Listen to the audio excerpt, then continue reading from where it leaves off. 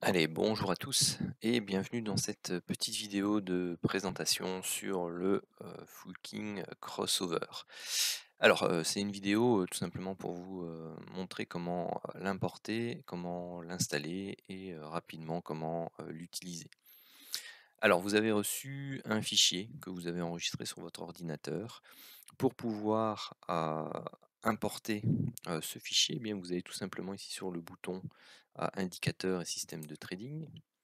Dans votre liste ici, vous avez, pas encore, vous devez d'abord cliquer ici sur importer. Vous allez rechercher l'indicateur là où vous l'avez placé. Donc moi je l'avais placé ici sur mon bureau, Full King Crossover 31 du 8 2021 ici. Et puis vous faites importer. Il arrive ensuite ici dans votre liste. Il vous suffit de le faire ajouter sur votre graphique. Alors, il va apparaître comme ceci. Alors, tout simple, vous avez ici les achats, donc vous pouvez prendre la couleur que vous voulez. Moi, je prends le vert. Dans le style, vous allez vous mettre en histogramme. Pour les ventes, hop, je mets en rouge et puis je mets en histogramme aussi. Vous avez la ligne 0 que vous pouvez faire apparaître ou disparaître, changer de couleur, mettre une épaisseur plus forte si vous voulez. Ça, c'est vous qui voyez.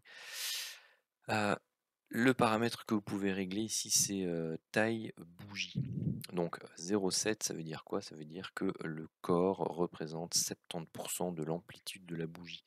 Hein, par exemple, si on prend le chandelier ici qui est en train de se former, vous voyez que c'est un chandelier qui est quasi plein. Il n'a pas beaucoup de mèches. Donc il va très certainement, ici bon il reste, c'est un graphique antique, bon vous pouvez l'utiliser sur les unités de temps que vous voulez, hein. Vous pouvez d'abord le placer et puis regarder un peu ce qu'il donne sur les différentes unités de temps et sur l'actif en question. Euh, donc tout simplement, c'est que la proportion du corps, vous voyez ici, finalement, il ne l'a pas validé. Pourquoi? Parce que vous avez une longue mèche et donc vous n'avez pas le corps de la bougie qui fait 70% de l'amplitude, donc c'est-à-dire à la distance entre le plus haut et le plus bas. Eh bien le corps, qui est la distance entre l'ouverture et la clôture, fait moins de 70%. Si par exemple on met 30%, vous allez voir qu'il va le mettre ici, juste derrière. Voilà, vous voyez, il vous en met beaucoup plus. Donc c'est une façon on va dire filtrer un peu, enfin non, c'est juste que voilà, moi j'ai envie que la validation se fasse par un vrai chandelier, quoi, pas par un petit chandelier d'hésitation, un peu comme celui-là. Ça n'a pas, ça n'a pas un impact aussi fort que d'avoir un grand chandelier comme celui-ci par exemple. Donc voilà, c'est tout simple, il est installé. Éventuellement, vous pouvez faire ici, enregistrer votre config et l'appeler config de base. Voilà, comme ça vous n'aurez plus besoin de le reparamétrer sur d'autres graphiques. Alors, si je me mets par exemple sur le 1 minute, enfin ça devrait marcher aussi sur le Cintiq, hein, mais je sais que sur le 1 minute aujourd'hui on a eu des beaux exemples. Juste pour vous montrer, vous avez ici des séquences. Ce que j'appelle des séquences, donc c'est une barre verte, puis une série de barres rouges, une série de barres vertes, une série de barres rouges, et ainsi de suite. Alors moi je ne prends, quand j'ai l'occasion, que les premières barres. C'est-à-dire que la première barre qui va donner généralement le signal, l'alerte de départ. Ça va être le signal qui va vous permettre de prendre une amplitude qui normalement est la plus intéressante. Donc si on prend, ah oui, pour l'instant la manière dont je le gère, vous pouvez tout simplement ajouter une Kijun ou enfin une moyenne mobile, enfin bref, tout simplement travailler avec les précédents plus bas. Euh, alors voilà, je vous l'ai mise, c'est juste une Kijun, bah voilà, au lieu de 26 périodes, je l'ai mis en 52 périodes. Alors pour ceux qui ne connaissent pas la Kijun, c'est un des composants de l'Ishimoku. Donc vous placez éventuellement l'indicateur Ishimoku si vous voulez, je vous donne le code de la Kijun, enfin bref, peu importe. Mais sinon, vous l'avez directement sur Pro Real Time. Donc, si vous allez implémenter sur le graphique, vous cliquez ici sur les prix. Une fois cliqué sur les prix, vous faites ajouter indicateur. Là, vous allez sur Ishimoku. Hop, il est là. Et vous avez la Tenkan, la Kijun, la Senku, Span B. Donc voilà, vous enlevez Tenkan, vous enlevez Shinku, vous enlevez la Span A, la Span B, et puis vous réglez ici la Kijun à 52.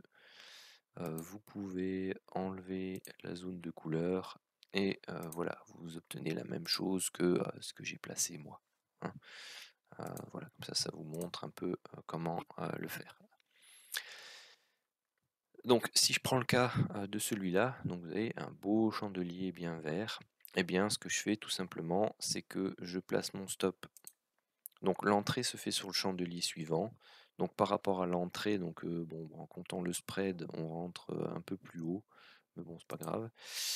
Je place tout simplement mon niveau de stop sous les derniers plus bas, en dessous de la Kijun, par sécurité.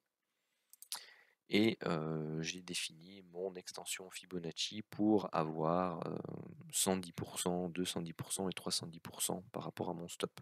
Donc ce sont les niveaux de risk-reward égale 1, égale 2, égale 3. Donc vous avez par exemple sur celui-là votre stop qui fait plus ou moins, on va dire 20 points. Vous avez votre premier niveau qui est à 22 points, puis 42 points et 62 points. Alors ça, c'est la manière dont moi je l'utilise pour l'instant. Donc c'est-à-dire que je vais généralement me mettre à BE ici, à ce niveau-là, prendre une partie ou la totalité de mes bénéfices sur le risk-reward égale 2 en fonction de comment se passe l'impulsion, ou attendre le risk-reward égale 3 pour prendre le solde de ma position ou la totalité si j'en ai pas pris ici. Vous êtes tout à fait libre également de travailler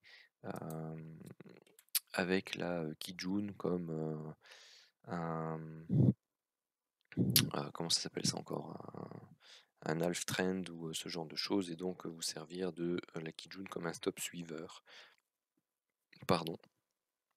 Et déboucler, on va dire, votre achat quand vous avez un break dans le sens opposé, donc par exemple ici. Excusez-moi, ou ici. Et donc vous voyez, souvent, sauf quand vous avez une forte continuité au niveau de la tendance, ça revient au risk-reward égale 2 ou égale 3 bien souvent. Ensuite, donc dans la séquence ici, donc première alerte haussière, donc la deuxième, bien souvent, moi je la considère pas. Pour moi, ce sont des alertes de renfort potentiel. Et je dis bien potentiel, pourquoi? Parce que ils vont arriver plus tard dans la tendance. Bon, après, c'est pas pour ça qu'ils vont pas fonctionner, hein. Par exemple, ici, vous pouvez entrer en position là, vous avez votre stop qui est un peu loin. Après, ça dépend, hein, vous regardez en fonction de l'unité de temps. Bon, là, on a 50, à 50 points. Si vous laissez traîner, là, vous avez 50 points, vous avez votre risk-reward égale 1 ici, vous êtes mis à BE, ou vous avez pris des profits, ou sinon vous êtes stoppé à BE là. Pour celui-là, c'est un exemple. Sinon, moi ce que je fais, c'est que j'attends l'alerte en contresens suivante. Première barre rouge, je recommence la même chose. Hop, mon stop ici quelque part ou là-haut. Là il est un peu petit, 15 points pour le Dow Jones. Avec le spread de 2,5, il faut faire attention, il faut le mettre un peu plus haut quand même. Ça dépend de l'actif sur lequel vous travaillez. Et puis je replace mon extension Fibo, risk-reward égale 1, je me mets à BE, ici. Bon, à nouveau, c'est comme j'explique dans le Full King, c'est à proximité ou à la touchette ou au break, enfin bref, c'est comme vous le sentez. Là, vous avez quasi 30 points, libre à vous de prendre des bénéfices ou pas. et ainsi de suite. Donc il n'y a pas de champ de barre rouge ensuite. Donc la suivante, c'est une verte. OK. Hop, on est ici. La verte qui est là. Le stop qui se trouve là-bas, donc 20 points, plus ou moins. Vous avez votre objectif. Voilà, risk reward égale 1 ici. Après, vous n'êtes pas obligé de vous mettre à BE. Hein. Si 20 points ça vous suffit, vous prenez votre TP, 20 points, hein, on n'en parle plus. C'est vous qui gérez ça. Hein. Moi, je vous explique un peu comment j'envisage les choses pour la robotisation du système. Bon, c'est pas dit que c'est la plus intéressante hein, pour le moment, donc voilà, à vous de tester en fonction des actifs que vous allez travailler. Hop. Le deuxième, bon bah celui-ci il aurait pu être repris, mais bon vous êtes déjà là. Enfin, vous voyez que le renfort c'est pas forcément nécessaire tout le temps. Ici vous avez une vente, bon bah celle-là elle se fait stopper. Puis là vous avez de nouveau un achat. Par exemple, ici, achat, le stop en dessous des plus bas, donc les plus bas, c'est plus bas significatif, hein, il ne faut pas non plus être plus catholique que le pape, comme on dit. Celui-ci, c'est pas vraiment un plus bas, hein, vous avez vraiment une zone de support ici, vous n'êtes pas à 5 points près, hein, vous mettez ici en dessous et puis de toute manière, vous travaillez votre money management avec vos extensions et là, vous êtes parti pour aller rechercher votre premier objectif. Donc voilà, il me semble que c'est tout simple. Si jamais vous avez des questions, surtout, faut pas hésiter. Voilà, je vous souhaite un très bon test de cet indicateur. Et n'hésitez pas à me laisser vos commentaires, à partager la vidéo au maximum, à mettre vos petits pouces bleus vers le haut.